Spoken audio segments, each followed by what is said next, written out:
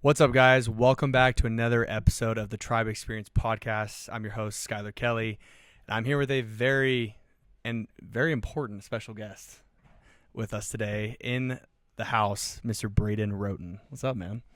What's up, guys? Happy to be here. You are a busy man to get a hold of. Yeah. Sorry, dude. Yeah, we were supposed to shoot this like an hour ago. I got super bogged down with other stuff. No, you're good, man. It's a good thing you're busy. That's all. It's a busy time. Busy time, getting ready for the summer. A lot of blitzes, obviously. Yep. A lot of good stuff.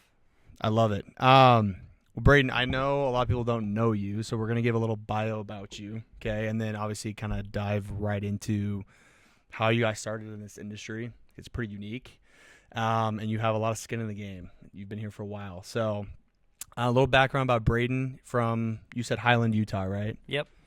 And tell me a little bit, how many years have you done this job and what's your role right now? Because we're obviously with Hawx Services, Tribe Region. You also have the Mettle Region, is that right?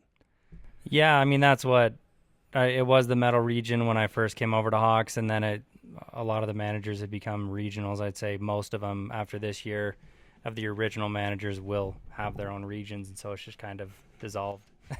Nice. Yeah. What was once the Mettle is now dissolved. That's actually really funny. I received good advice from a dear mentor of mine who told me that when it reaches a certain point and your leaders have kind of evolved to a certain level, you need to get out of their way and just serve them. And so I've tried to let guys take over with their own creativity, run their own regions, not be a hover boss or anything, and just serve them and figure out how to make the systems better and all that. So that's dope. That's actually really cool. I've never thought about it that way. Because we do see a lot of hovering sometimes between, leaders and other industries, right? It happens all the time. Yep. They're really power hungry. But yeah, I'd have to say you're pretty good at being a good servant for sure. And we'll talk about that because I was really impressed with one thing that happened with the Blitz this last week. But we will get there. So you grew up in Highland, Utah. How many years of experience do you have again in pest control? Pest control, 7 years. This was my 8th year total in door-to-door. So 2025 is year number 9. Okay, wow. You still haven't reached a decade yet, and your projected downline revenue this year is $80 to $100 million of serving people to go make some bags. Yeah, I mean, it'll be a stretch probably to get to 80 to 100. I'd say conservative die goal is probably 60, and then a stretch goal would be, The 80 or above. Yeah. Cool. But yeah, no, always looking to grow, and if the downline number is growing, that means all the leaders are growing. Guys are making more money, having good experiences, and we're making more leaders, which is my goal. So I love that. Before we get more into the sales process, talk about your origin story. So how did you get started in all this you're 9 years in now. What makes you stick around, and how did this all begin? Yeah, so I served an LDS mission, came home. I had done landscaping for a decade for my dad's company, ever since I was 12. Worked another year in landscaping, went up to BYU, Idaho for a semester. Wasn't loving school, but I wanted to stay completely out of debt. And so landscaping just wasn't cutting it. And so one of my buddies approached me to go sell alarm systems with Vivint back in 2016. I feel like guys who have been in the industry as long as I have usually at least have had a run-in with Vivint or sold for them at one point or another. So good experience overall. My managers and regionals were awesome. Sold that summer, and then a lot of people don't know I actually took a summer off because I met a girl. Probably one of my biggest regrets.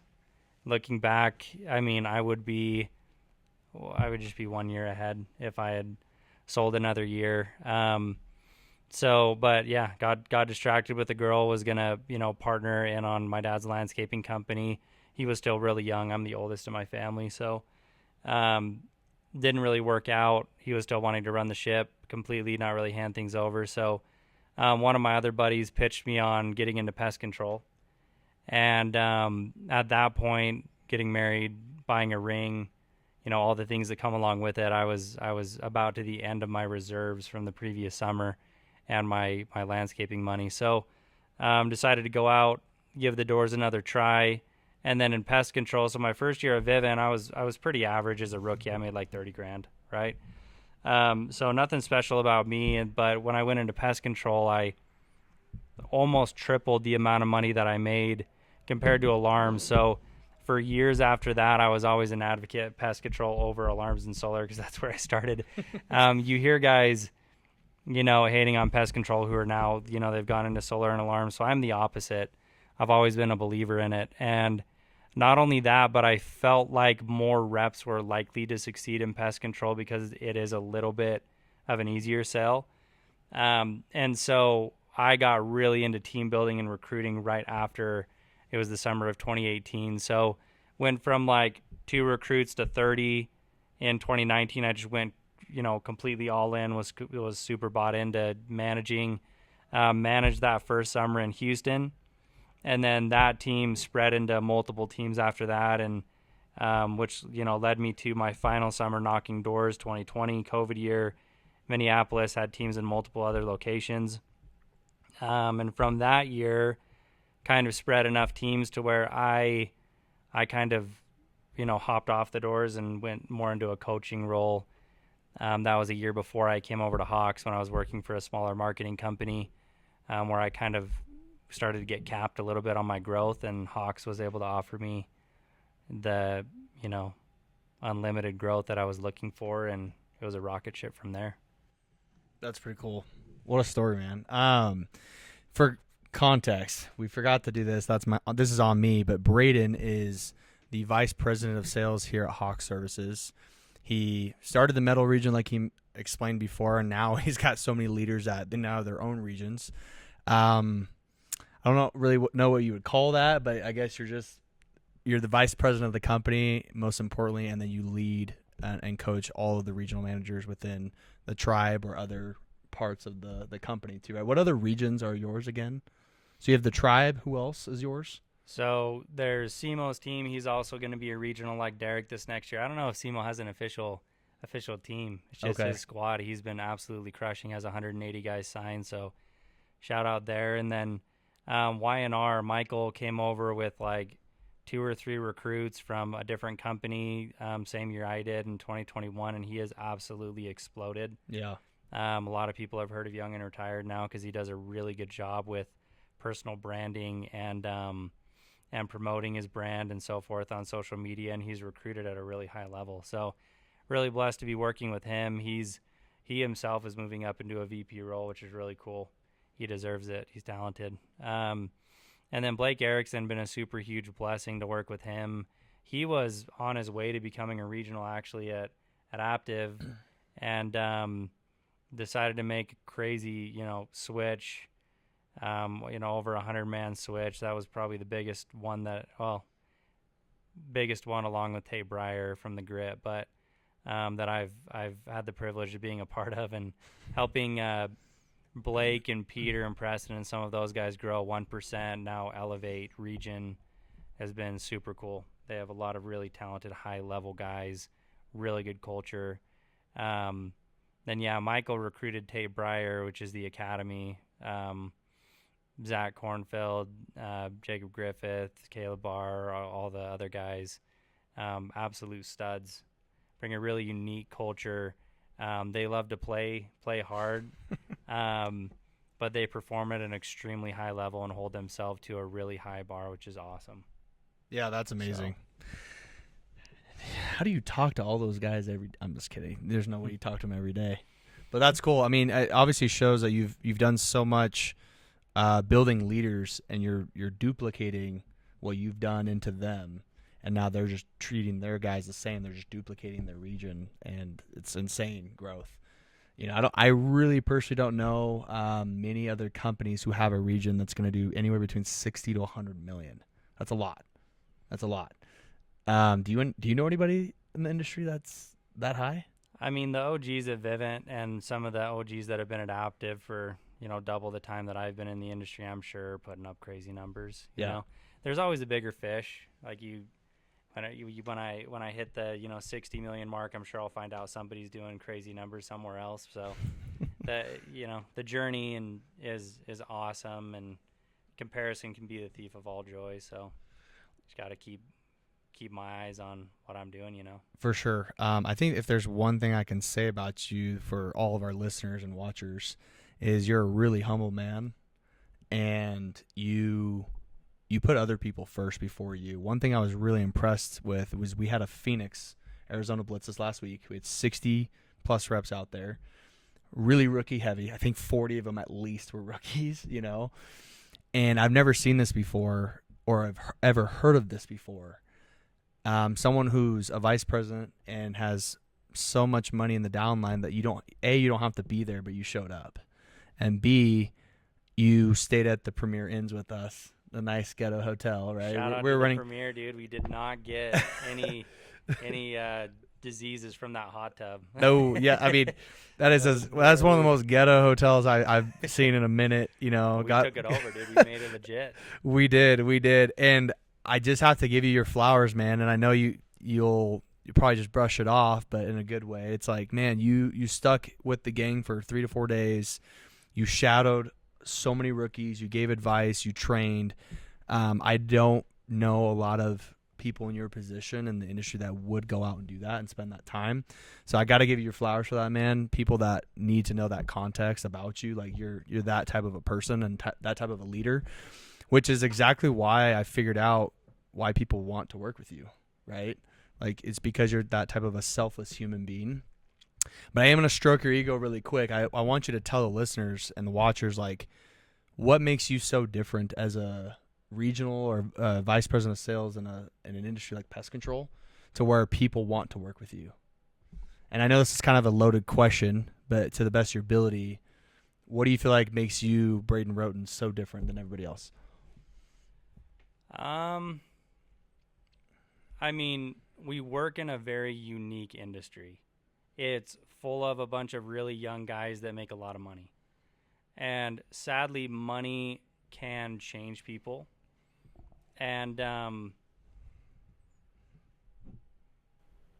for better or for worse. And so I've always said, like, and I don't want to like hate on the industry because I love this industry. Like, I've stayed in it. I'm not getting out anytime soon. Definitely has blessed me and my family. But every industry has its ups and downs and pros and cons. And one of the downsides is there are a lot of snakes out there. And there are a lot of transactional human beings who look at guys in the context of how much money they think they can make off of those guys on a spreadsheet. So when I was managing and so forth, and I've learned since then this may not have been the wisest, but it did help me develop the right attitude and approach, which is I never ran numbers on how much money I was going to make off of any given team or downline or whatever until like midway and sometimes until August. And I've learned since then when you start doing the tens of millions and the 20s of millions in revenue, there's so many numbers and advances and garbage. Like you really have to run it like a business. And so you need to know your numbers, right? It's very negligent, and I've been caught and lost money for being negligent with my accounting and my numbers. But through doing that, I never treated the rep that I was making, a very, very small override any different than I did from the reps that I was making a big override on, because I just didn't run my numbers on purpose. I wanted to see everyone as a human and not a dollar sign. And I've seen that from some of the guys that I've recruited from other companies. They tell me, we've all heard it. They feel like a dollar sign. They feel like a number. They may not be treated the same. And even like when they're coming over from other companies, they have been taught to view things more transactionally. And so they'll say, well, I don't make as much money off of that rep, therefore I don't want to put as much time into them. And my response to that is a very short-term game. And if you're playing a short-term game, so be it. You just define what game you want to play. I decided early on to play a long-term game, which is even that rep that you may be making a smaller override on, you never know, if you were to really awaken their potential, what they could become. And that small override could turn into a small override off of a lot of revenue, or it could turn into, I remember one of the guys who hit a golden door with us was recruited by a rep who no longer sells with me because he did not sell well. he decided to get into another corporate position, but he recruited this really heavy hitter. Then he made his exit, right? And I got to work with this stud. You know what I mean? So you never know what fruits are going to come from treating people right, trying your very best to live by what and live and what's the word I'm looking for? Live and fulfill on what you tell someone you're going to do. And if you can do that better, and it's not that hard to do it better because a lot of people just don't do what they say they're going to do. If you can do that better than everyone else, then you will gain trust. And there's a book called The Speed of Trust by is it Sean Covey or Stephen Covey? I can't remember. It's the son of the guru. But he explains how trust is an economic power. And so if you can gain the trust of people by keeping your word, by being someone worth trusting, by treating people like people and seeing their potential rather than just treating them transactionally, then naturally people will want to work with you. And when people want to work with you and when you do it enough, it gains a lot of momentum. And I think that's what I would attribute, that I guess what's attracted people to work with me. And then from there, like I said, there are, take Derek, for example. He ran that blitz incredibly. I went out there to help and to serve and whatever. We had Jacob Cole, Derek, Eric Concha, and a bunch of young upcoming leaders who, quite frankly, have different gifts than I do. And we balance each other really well. And we got to see a lot of their gifts shine. Jacob Cole's a Golden Door winner. He went out and crushed it, right? Went out and shadowed reps at a high level, and it was awesome to see. Gave a really good training. Derek organizationally is really good. He's good at preparing and organizing, and he had everything planned out extremely well, right? And so that's the trick to scaling and continuing to scale, and that's what I mean by getting out of people's way. I know Derek does certain things better than I do, right? I have a lot more tenure, meaning I know what obstacles may be coming because I've experienced it, and I can give him guidance and mentorship there. And there are certain things I'm probably better than him at, so I can offset some of his weaknesses, but I'm going to get out of his way and let him shine in the way that he can, and then support him, continue to keep my word and keep his trust. So yeah, if there's anything about Derek, the dude's a freak about his organization of his team and how he leads. Yeah, it's pretty impressive. Good dude. He's a culture guy. Absolutely. Well, he learns it from you. You get that. Yeah, he picked up on a lot of things that I did, and then he did it better. And I think that's the other thing I love about leadership is I hope guys listening to this podcast, I didn't have podcasts when I was first starting. I'm not saying that as a victim. I'm saying if you think what I've done is cool, then my goal and our goal is to help you guys accomplish what we've accomplished easier, faster, more efficiently, and make more money while you do it. Right? And I think that's possible, and that's why you should decide to work with an organization like what we have. Right? Our goal is to help you do what we've done better. So I love that. If you want to surround yourself with the best, culture, finances, whatever it may be, you got to put yourself in the same room with the people that have done it or that are doing it, right? And it's duplication, right? So you've been doing it. You've been making good money. You teach this stuff to Derek to Eric, Conche, right? That just rhymed. That was cool. Right. And then it just spreads, right? And now we have, gosh, I can't remember how many people we have in the tribe. I think it's 200, 250 plus reps. It's going to be a big year for the tribe. And obviously it's specifically the tribe with this podcast, but obviously through you guys and your leadership. But yeah, I was really impressed with that blitz, and I hope you learned a lot as well from either vets or rookies, and hopefully the rookies who are watching this or listening to this learned a lot from you too. Here's one of my favorite questions to ask. I think a lot of people in the industry of pest control or even in door-to-door sales, they feel like, for example, if they're a rookie or a second year with maybe not as much production and like a recruiting standpoint, they're thinking, oh, I don't have a lot of access to my top leaders like Brayden, for example. What do you have to say about that? Like, what makes you different in terms of like being able to work with people that maybe, aren't as, growth heavy in our space, like especially within the tribe? So you're saying, So I guess how can they better feel and understand for you, how you can work with them, I guess, if that makes any sense. yeah, so I've always had an open door policy. I'm busy, right? I have a lot going on, but I always try and make time for anyone who you would consider like the little guy, because I was a little guy at one point, Yeah. right? And so, yeah, if people have questions or whatever, and I'm in my office and I'm not on a call, I let them come in and spend some time with them or whatever. If they're wanting a more formal meeting, to really sit down and go over goals, I'm fine to do that as well. Um, the biggest thing I would say though is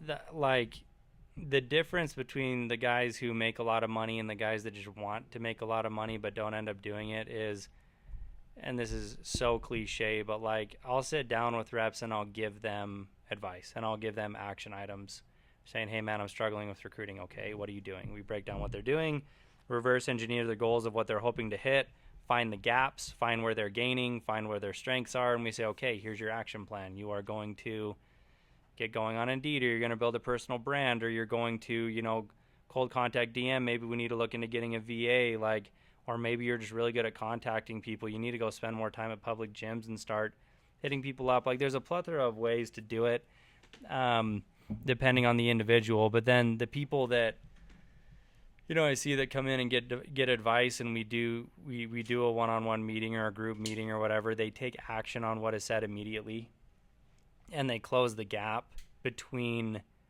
what is said, what is read, the advice that is given, and when the action is taken, because, it takes 20 minutes to set up a few Indeed ads that are free, that don't cost you any money.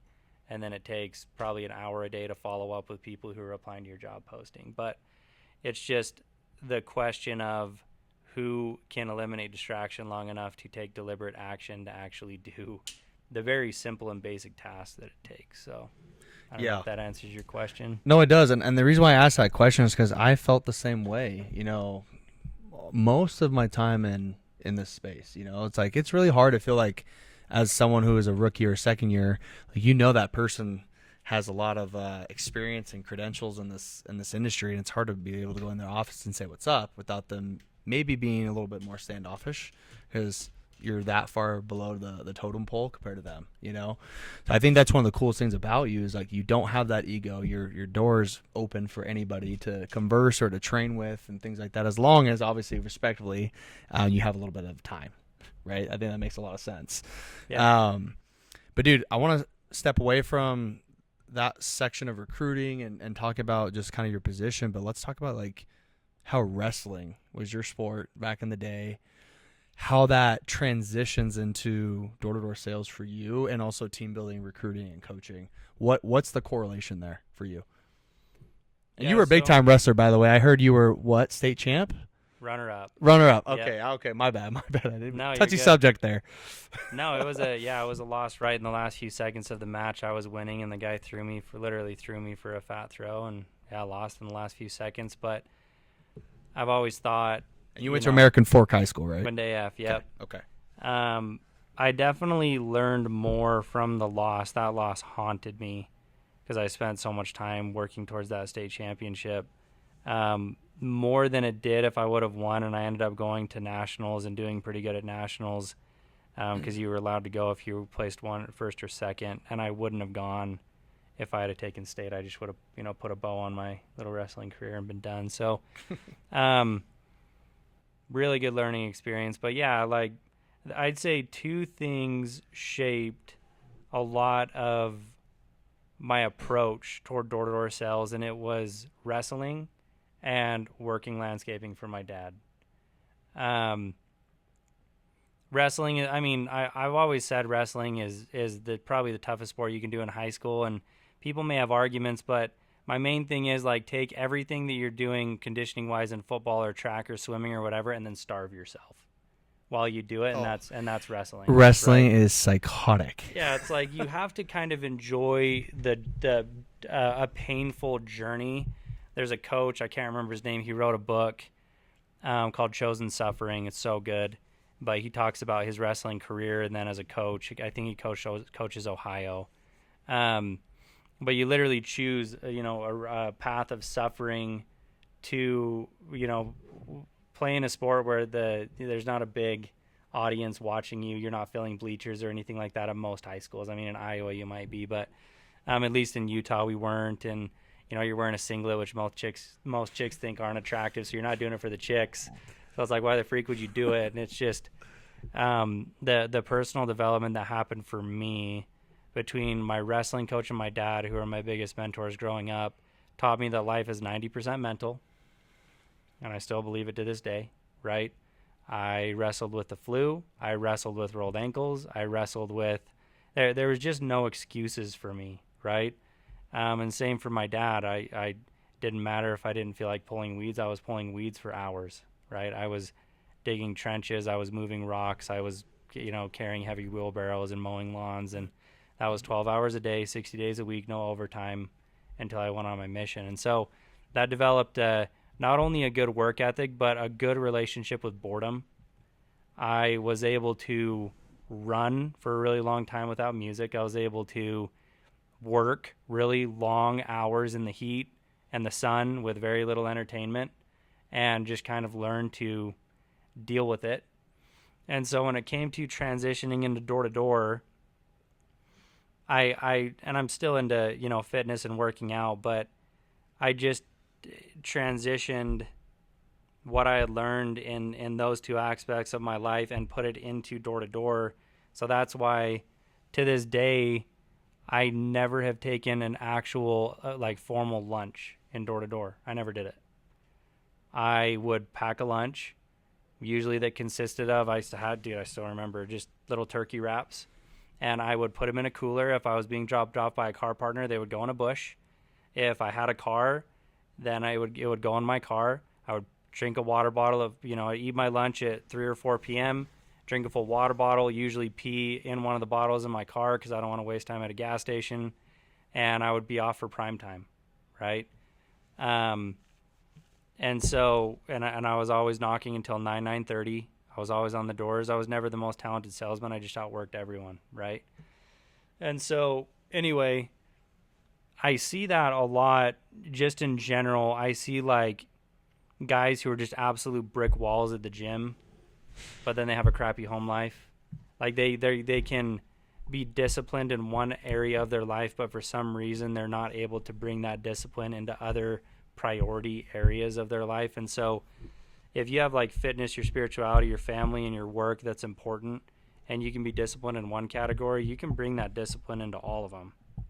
But it takes planning and prioritizing and just learning how to be disciplined in that specific field, I guess, in order to do that. So, dude, I absolutely love it. What a story, honestly, because some people, I know this from experience myself. Some people take their sporting career, like that type of a loss, for example, and they'll let that spiral for the rest of their life negatively, or they'll be hungry to go make, a big purpose in their life, and turn that into a positive, right? Obviously for you, I think it's going pretty well so far. I'm sure I have to ask, did you ever go into a small depression stage after that loss? As soon as it happened, it was so surreal. I didn't even realize I had lost it. I remember I was numb, and then I sat there, and I still remember, dude, I was a douche. Just some of the guys on student council came down, and they were happy and congratulated me for taking second. I was so pissed. I did not take that loss well in the beginning. In fact, I deleted the film of the last 8 seconds when I got thrown because I was so bitter about it, and I wish I didn't. Because we can never recover that 8 seconds ever again. It's deleted. I'm sure it's somewhere, but from there, I put a piece of paper on my ceiling, right as I walk into my bedroom, that said 8 seconds, never again. And that was one of the lessons that I carry with me still to this day, which is I lost that match because I was an attack offensive wrestler. I took him down and let him up the entire match. And so the only points he had gotten at that point was because I had let him off the bottom, wrestling. And so he just threw me for what would be considered like a Hail Mary throw that usually people don't get, but I was shooting at the same time that he threw it, and it was just the perfect scenario for him to put me on my back, get a few back points, and that was enough to seal the deal for him. So, but I went on the defense for the last like 10 seconds, and I stopped playing my game.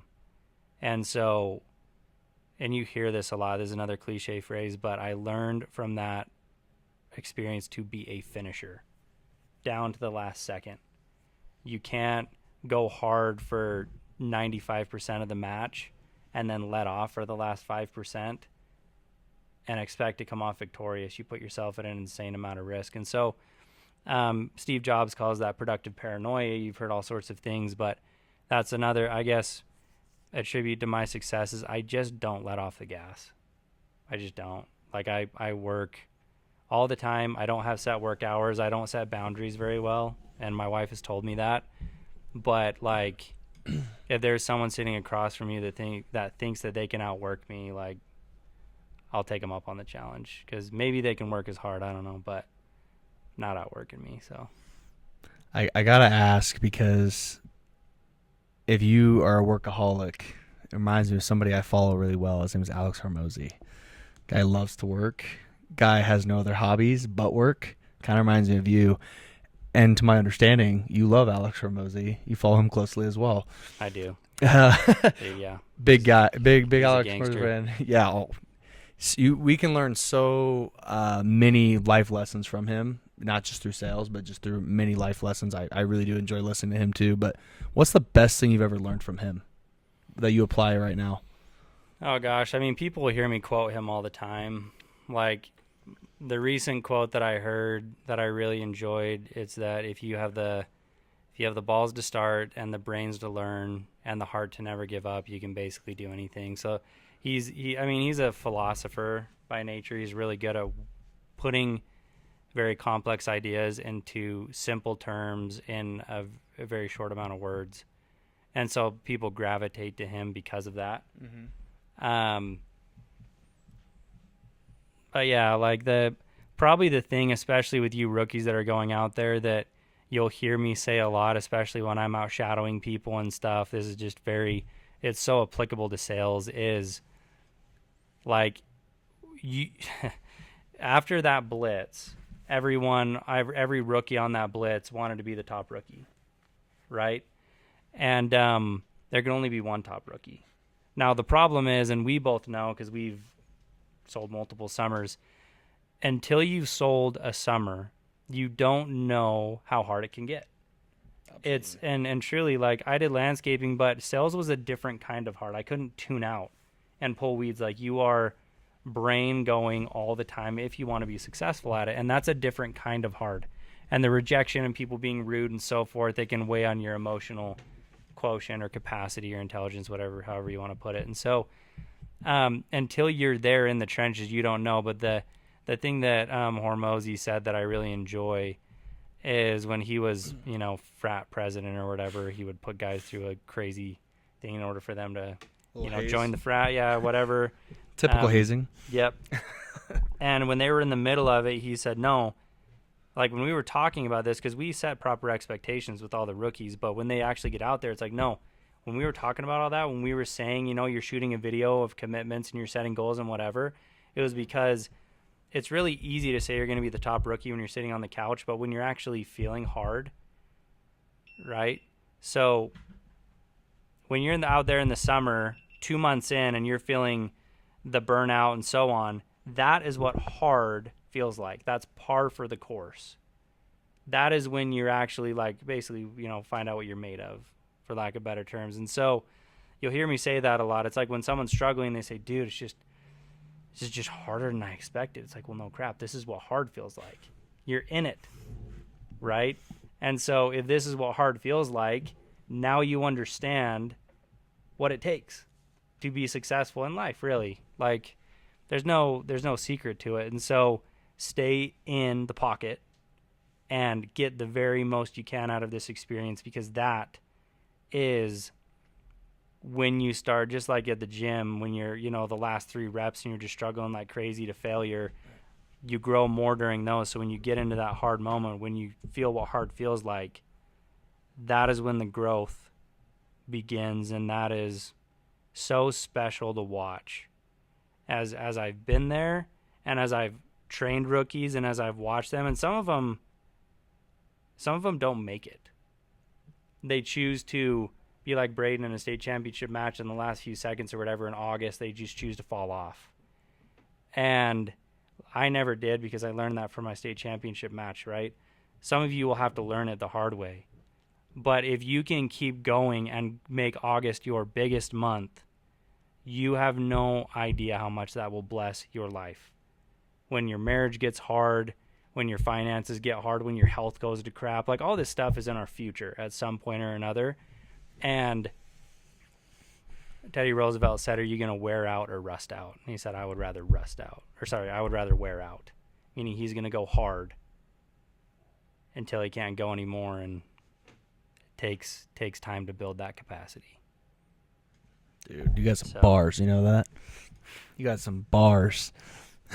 Love it. Thanks, bro. I love it. No, honestly, I'm just sitting here just loving listening to you speak, because there's just so many gold nuggets that you're providing for myself, for all the rookies here. I got to ask really quick, what does a day in the life look like for Brayden, besides obviously work and calls? What do you feel like are the biggest keys for you in your daily routine to implement you to succeed at work? Yeah, dude. So I believe in routines.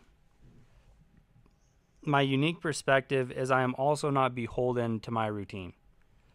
Meaning, if my routine gets shaken up, I'm still going. It doesn't just throw you off all of a sudden you have a bad day. Yeah, like so if I could choose Brayden's ideal day, and this actually just recently started happening. I just turned 31. In my 30s, when I was in my 20s, dude, I was late nights, with the hanging out with the boys, and then working super late, and then I would wake up later and hit the gym a little later. I don't know. It's just a meme. There's tons of memes out there. When you turn 30, it's like, just how soon can you go to bed? So I've definitely adopted that, but I feel so much better. So Brayden's ideal day is go to bed at 10, get up at 5. I'll usually have some text messages from guys, so answer those as I'm getting ready. Pound some protein right away in the form of Greek yogurt or meat of some sort to kind of get my metabolism cranking with some water, and then hit the gym immediately. I'm not a morning person by trade, but I believe it can be acquired. I think if somebody says they're not a morning person, therefore they can't wake up on time, it's an excuse, and I've used the excuse. If you want to be a morning person, go to bed earlier. It's all based on your nightly routine. So morning routine starts the night before, always and forever. As soon as I started going to bed at 10, I woke up at 5 because I only need 7 hours, right? So anyway, hit the gym. Usually that's about an hour and a half for me. It consists of both cardio and it has some heavy weights. Get some caffeine in my system at that time. Afterward, I usually, will head back home, make breakfast for the kids, and then go straight into working. Morning time's my quiet time. Most people aren't awake, And so right around 10 or 11, my phone usually starts absolutely blowing up. So I have about an hour or two there of deep work, which is my goal to work on for this next year. Find time in my schedule for more deep work, deliberate deep work. But then from there, dude, it's literally 8 a.m. to 8 p.m. is working and just gas, full throttle. Dinner's in there somewhere, lunch is in there somewhere. And then then it's time to read stories to the kids, to the girls, spend some time with them. My wife always gets at least a half hour a night of phone off conversation, super important, because family and marriage and all that is more important than business, but takes little daily acts. And then scripture studies in there. I'm pretty devout in my religious studies. I haven't missed a day of reading scripture since I was 16 years old. So it's always been super Very important. impressive. It sounds, I mean, it sounds extreme, but some nights it's just a few verses, but it's so ingrained in me now. It's like I never go to bed if I haven't listened to a talk or read scriptures that day without doing it in some way or another. And so, and then, yeah, it's time to wake up and do it all over again. I freaking love it. Really quick, man, we're going to round this out here soon. What was your best selling summer when you were selling full-time? I know back in the day it was accounts, so now at revenue. So what was your best account summer? Yeah, so my last year was probably, I was obviously the most skilled at that point in sales, and so I had to put out for the team in Minnesota while I was traveling to other teams in Houston, Chicago, Utah, and others, and had to dissolve a team that summer.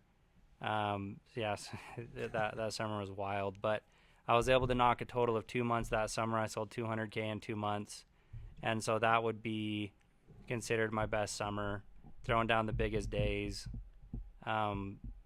So it's hearsay on how much I could have done if I would have put in a full 4 or 5 months, and at this point we'll never know, so I won't say. But yeah, that was my best summer, is $200K in 2 months.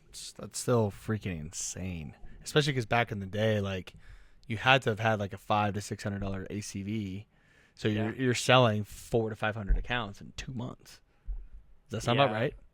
Yeah, it was definitely way smaller contracts. Yeah, I mean, I remember even hearing about like a 150 quarterly, 50 monthly, or 119 BIMO. It was like it wasn't really a thing yet. Right. It was just growing. Like some guys were doing it, but it wasn't a huge thing yet. Yeah, that's insane, man. I could literally talk with you all day, spill all the beans, and get all the gold nuggets from you to share with everybody, but we'll have to do that again another time. If there's one thing you want everybody to know that's watching this video or listening in to know about the tribe and its future, shoot, even just in other regions that you work with, like, what do you want them to know? Yeah, so for you guys joining the tribe, I've had the privilege of working with Derek for years now. Him and I have worked side by side for since 2020. And everyone, like I said, they have their different gifts. And Derek and his organization, Eric Concha, Huntington, Zeke, Skyler, now a lot of these guys up and coming that are going to be big leaders in the space here. As a group, your leaders have a very unique ability to help young, inexperienced guys in life. I'm talking like, I think the median age of Eric Concha's team last year was like 18. It was like 19. Like he had some 16-year-olds. Like, yeah. So a lot of young guys coming on. That's not very standard. Usually it's like 22 to 24, is about the median age. You have some married couples on the team or whatever. This is a very young team, but for being young, the PRA is not only high, but usually I see it's on a lot of different teams. We'll have some rock stars, and then we'll have some guys that absolutely suck, and a pretty okay culture, comparatively, and they still do good and they succeed in the industry. Derek's team, not only does he help young guys who normally would probably do really bad on other teams, they would be the low performers. He helps them be at least mid performers, so he raises the bar of the entire organization through just how organized he is and how he runs things. But he has fired reps through the years and let reps go and cut them, and they are begging him to come back. And I don't see that very often. They want to be a part of the tribe because Derek focuses more on than just, the money they can make. It's about the development. And they feel that. And so they want to be a part of it, even if they're not putting in the effort necessary to do this job. And we've rehired guys who we've cut during the summer because they weren't hitting the very bare minimum standard. And they're still working with us, and it's just been a part of their development. But you guys are a part of a very special group that is growing a lot faster than it has in the past. And so I think this year especially is going to be a big momentum year. And I think we're going to have a lot of new leaders come out of the summer from the tribe. And so my challenge to you is be one of those leaders. Like, you don't have to do too much extra to be extraordinary, because very few people in this day and age have like a really solid work ethic. So you just have to go hard at it. I love it. Dude, you're a wise man. You're a wise man. You're not that Thanks, old bro. yet, though. You're not that old yet, though. 31's young still. Not too old. Funniest part is we're almost the same age. You have a couple years on me. Yeah. Probably the oldest people in this region, quite honestly. For all I Probably. know. Yeah, dude. That's What awesome. a blessing, though. Bunch of young blood keeping us young, dude. Dude, I feel Teaching me all the new slang. I just learned what a bird is. Eric Concha told me, you know what a bird is? No. It's a 10, hot chick. Yeah, so if someone's like going after like a 10, Yeah. it's like, oh, dude, he's going after a bird. He's got a bird. So there you go. Got it. There's some new slang coming up, bro. I'm not kidding you. This is so factual. My cousin, she's also coming out to sell this summer, and shout out her, but she taught me what Riz was 6 months ago. Yeah. She said something in our family group chat about her dad having so much Riz, and I was like, what does that mean? And then I figured it out. I was like, wow, for how much I am involved with social media, I didn't even know what that was. That was the funniest thing. Yeah. So everyone's got Riz now, but That's right. Brayden, one of my favorite things to do on all the podcasts with all of our guests is I do some rapid fire questions. I'm going to hit you with a couple quick ones, quick responses. So just fire away when you're ready. But top 5 artists that you listen to on your headphones in the gym, in the car, whenever, who are they? Brian Martin. He's not a very well-known country artist, but he's definitely more, how would you put it, outlaw country dude. Okay. I'm a country guy at heart. Morgan Wallen. I liked him before he was mainstream. Dude, shout out Morgan Wallen. Luke Combs, right? I mean, when it comes to workouts, dude, I'm a pretty punk rock type of guy. I don't really listen to rap much. So Memphis Mayfire, Bullet for My Valentine, a lot of the stuff I jammed to in high school. So I love it. Yeah. Love it. Dude, Morgan Wallen is great in concert. I saw him in Lincoln, Nebraska a couple years ago. It's fantastic. I haven't seen him yet, dude. I need to. Fantastic. It was one of the best concerts I've ever been to, for sure. That's dope. Yeah, he little side note, probably one of the coolest entrances of all music artists for performing a show. Like, have you seen like any videos? It was a viral thing on TikTok, but basically Morgan Wallen likes to kind of do like a walkout song like sports guys do for like their hype song, and it's a song Broadway Girls with Lil Durk. And so it's like really bumping and fire, and he's got people coming out with him. So if he's like in Kansas City, he'll come out, he'll like look like a stud, and he'll put his shades on and put his earphones in, and then he'll have Patrick Mahomes and Travis Kelce follow him out with him. And everyone's Dang. like, oh, it's crazy. So he does that in like every city, and name someone famous in that city that's from there or has any impact there. That's who's coming out with him. So That's sick. yeah, he did that, and gosh, I can't remember who he did it with in Lincoln, Nebraska. I don't think he did it with anybody special, but just fun. When I just saw his walk, I was like, oh, this is actually really dope. So right away, piqued my interest of how good of a performer he was going to be. I just had to say that because shout out Morgan Wallen. Absolutely. He's always in my tunes as well. Yep. He's legit. Okay, top 5 dinner guests sitting at your table, dead or alive. Who are they? Jesus Christ. He's the main man. Gosh, dude. Dead or alive, I mean, my dad and my wrestling coach would be on there. I'm a huge, Alex Hormozy and Jordan Peterson are who I binge a lot.